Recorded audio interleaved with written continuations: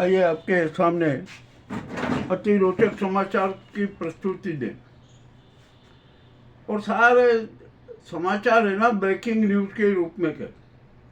अब तो अमेरिकी संसद में भी ट्रंप के खिलाफ माहौल खड़ा हो गया। सांसद भी किनारा कर रहे हैं। ट्रंप बड़ी विचित्र स्थिति में। अब ऐसा लग रहा है कि ट्रंप है ना जमीनी लड़ाई लड़ना चाहते हैं। लड़ो भाई, वहाँ भी आप हार जाओगे, कोई दिक्कत नहीं है। अब उसने अमेरिका ने अपना सबसे बड़ा समुद्र जो बेड़ा है ना वो समुद्र से बाहर कर लिया। इसका मतलब अमेरिका युद्ध हार चुका है, ईरान युद्ध जीत चुका है, इसमें भी कोई शंका नहीं। अब हारों पे भी वहाँ के जो ईरान के नेवी कमांडर की मौत हो गई है ना, उसकी हत्या कर दी गई है, इसका भी बदला लिया जाएगा, इसमें भी कुछ शंका नहीं। अब तो ईरान में भी बड़ी खलबली मची हुई है कि आखिरकार अब तो परमाणु बमों का ही हमला करना पड़ेगा। क्या ईरान के पास में परमाणु बम आखिरकार आए कहाँ से? रूस ने दिए, उत्तर कोरिया ने दिए और पाकिस्तान भी दे रहा है, कोई इसमें शंका नहीं है। अब तो कतर ने भी है ना ईरान को भारी रकम देने का संकल्प कर लिया। अब तो अरब पे जो अनेक राष्ट्र भी है ना वो भी ईरान के साथ खड़े हो गए। अब यानी ईरान का बदला जरूर लेगा ईरान है ना। अब ईरान से रुकेगा नहीं, कोई युद्धबंदी नहीं होगी, कुछ नहीं होगा। अब तो सिर्फ हमले होंगे, परमाणु हमले होंगे, परमाणु बम गिराए जाएंगे। मामला बड़ा विचित्र है, देश की स्थिति खराब है। अब इजराइल में भी बड़ी विद्रोह हो गई। इजराइल की सेना के प्रमुख ने सरकार को स्पष्ट कह दिया कि अब यहाँ हमारे सैनिक हताश हो चुके हैं, अब वो लड़ना नहीं चाहते।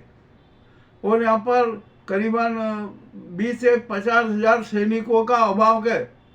अब ऐसी स्थिति में कैसे युद्ध किया जाएगा? कुछ भी नहीं। तो वहाँ के इजराइल के कमांडर ने सरकार को चेतावनी दे दी कि अब सेना शायद ही युद्ध मैदान में उतर पाएगी। अब यहाँ पर क्या हुआ, नेतन्याहू को घबराए, उनको अपने दोस्त की याद आ गई। तो शायद हो सकता है कि उन्होंने मोदी जी को भी फोन किया होगा कि अरे भैया तुम्हारे यहाँ बेरोजगारों की फौज है, आप 50,000 बेरोजगारों को हमारे यहाँ भेज दो, हम उनको सेना में भर्ती करेंगे, अच्छी तनख्वाह देंगे। वे इजराइल के लिए ईरान और हिजबुल्लाह और अन्य से युद्ध करेंगे, युद्ध में लड़ाई में भाग लेंगे। अब देखना है कि क्या होता है। मोदी जी पर भी एक बड़ा संकट खड़ा हो गया, यानी ट्रंप पर भी संकट है, इजराइल पर भी संकट है और ईरान पर भी यूं तो संकट है, क्योंकि ट्रंप में विश्वास नहीं किया जा सकता। वो तो अब अपनी बड़ी सेना है ना ईरान में भेजने को तैयार है, वो जमीनी लड़ाई लड़ने को तैयार है। मामला कुछ भी होता है, अब देखने क्या होगा क्या नहीं होगा। अब यहाँ पर उज्जैन में सीएम डॉक्टर मोहन भागवत ने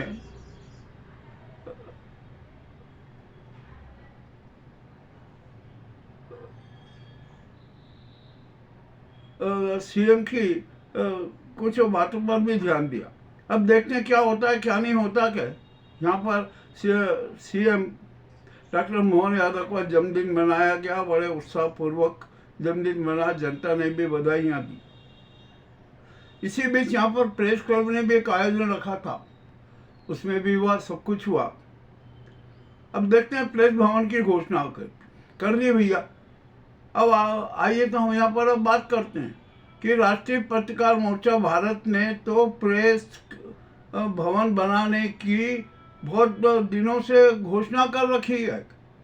और उस जो पत्रकार भवन का नाम है ना, स्वामी विवेकानंद पत्रकार भवन रहेगा, ये भी घोषणा कर दी थी। और जमीन भी उपलब्ध है, जमीन भी हो गई है, कोई दिक्कत नहीं है। अब तो सिर्फ यहाँ पर बात है कि आखिरकार पत्रकार भवन समिति का गठन किया जा रहा है। वो पत्रकार भवन समिति 51 सदस्यों की होगी, बल्कि और ज़्यादा की भी हो सकती है। और पत्रकार भवन समिति के लिए जो सदस्यों की चयन प्रक्रिया चालू है ना, उसमें नाम अंकित किए जा रहे हैं, नाम लिस्टेड किए जा रहे हैं।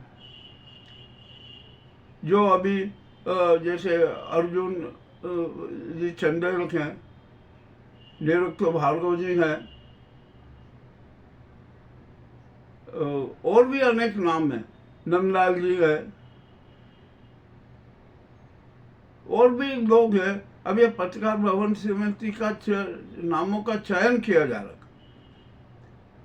मामला बड़ा विचित्र है। और हमने जो एक नई जो रूपरेखा बनाई है ना, उसमें ई मीडिया, पी मीडिया और सोशल मीडिया के सभी पत्रकारों का प्रतिनिधित्व दिया जाए, ऐसी पत्रकार भवन समिति हम बनाने जा रहे हैं, उसका गठन कर रहे हैं। पंजीयन प्रक्रिया शुरू है और बहुत ही जल्द पत्रकार भवन का, स्वामी विवेकानंद पत्रकार भवन का भूमि पूजन भी करा दिया जाएगा। इसमें भी अब कोई शंका नहीं है। अब यहाँ पर हम सीएम मोहन यादव से क्या कहें क्या नहीं कहें, अभी कुछ भी नहीं। जिस दिन हम ये कहेंगे ना, वो तारीख ले लेंगे कि आपको भूमि पूजन करने आना है, तो वे उस दिन आ जाएंगे। अब यहाँ पर एक बड़ी विचित्र स्थिति है कि आखिरकार पत्रकार भवन तो बन जाएगा, कोई दिक्कत नहीं है। राष्ट्रीय पत्रकार मोर्चा भारत में इतने अच्छे से अच्छे सदस्य हैं कि जो पत्रकार भवन को बहुत जल्दी से जल्द बना देंगे। अच्छे ठेकेदार भी हैं। हमने पूरी रूपरेखा बना रही है। बेंगलोर से आर्किटेक्ट से संपर्क किया जा रहा है कि वो पत्रकार भवन की, स्वामी विवेकानंद पत्रकार भवन की बढ़िया से बढ़िया ड्राइंग बना के दे, और उसी ड्राइंग का जो मॉडल तैयार कर दिया जाएगा और भूमि पूजन के दिन वो मॉडल भी प्रस्तुत कर दिया जाएगा। अब यहाँ पर पत्रकार भवन समिति, जो संचालन समिति है ना, उसका गठन करना बड़ी कठिन प्रक्रिया। हमने जो नाम सिलेक्ट कर रहे हैं ना, बड़े ध्यान से, बड़े सतर्कता से, बड़े गंभीरता से नाम सिलेक्ट करना कि उसमें क्या होगा क्या नहीं होगा। मगर उसमें तीनों विधाओं के पत्रकार तो रहेंगे ही। हम जो साहित्यिक सेवाएं देते हैं ना, और साहित्यिक मंडल है, दूसरे हैं, उनका भी महत्व रहेगा, क्योंकि वो भी तो काम करते हैं। वो भी तो एक संवाद पालिका की एक विधा के अंग है, तो उनको भी महत्व दिया जाएगा। अब इस प्रकार की एक जो पत्रकार संचालन समिति और भवन का जो हम गठन कर रहे हैं ना, उसमें हमने संख्या रखी है 51। कोई जरूरी नहीं, 51 की जगह 101 सदस्य भी उसमें मनोनीत कर लिए जाएंगे। मामला बड़ा विचित्र है। उज्जैन के लिए सबसे गरिमामय बात होगी कि आज तक जो लंबे समय से हमारे यहाँ की जो कमी थी ना, उसकी वो कमी की पूर्णता होगी। अब हमें कोई दिक्कत नहीं है। प्रेस क्लब के अध्यक्ष नंदलाल जी यादव हैं, वो साथ में, कोई दिक्कत नहीं है। निरुक्त भार्गव जी साथ में, कोई दिक्कत नहीं है।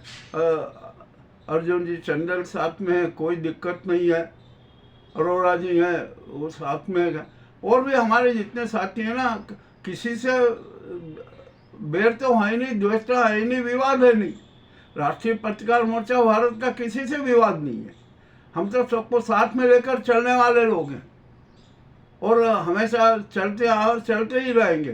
तो जो स्वामी विवेकानंद पत्रकार भवन बन रहा है ना, हम उसको 3 मंजिला या 4 मंजिला बनाने की योजना बनाए, भव्य सबक, और अत्याधुनिक होगा। इतना बढ़िया होगा कि देखते हैं ना, हम सिंहट में हमारे पत्रकार साथियों को ये भी सुविधाएं उपलब्ध कराएंगे। यहाँ पर मीडिया सेंटर भी, बहुत बड़ा मीडिया सेंटर भी होगा। और यहाँ पर एक जो कमी है ना, हमारे पत्रकार साथियों के लिए, यूट्यूबर साथियों के लिए, चैनल वालों के लिए, जो हम एक बहुत बड़ा अत्याधुनिक मीडिया सेंटर भी उसमें स्थापित करेंगे। सारी ये योजना बन चुकी है, हम बना रहे हैं। और योजना अभी जो 11-21 की जो सक्रिय सदस्य समिति है ना, हम उसका जो गठन करके उसके निर्देशानुसार ही पूरा काम करेंगे। यह किसी एक की बपोती नहीं होगी, यह उज्जैन की धरोहर होगी। स्वामी विवेकानंद के चरणों में सादर समर्पण की बात होगी। इस नाम का कोई विरोध नहीं करेगा। हमें पता है, हम जानते।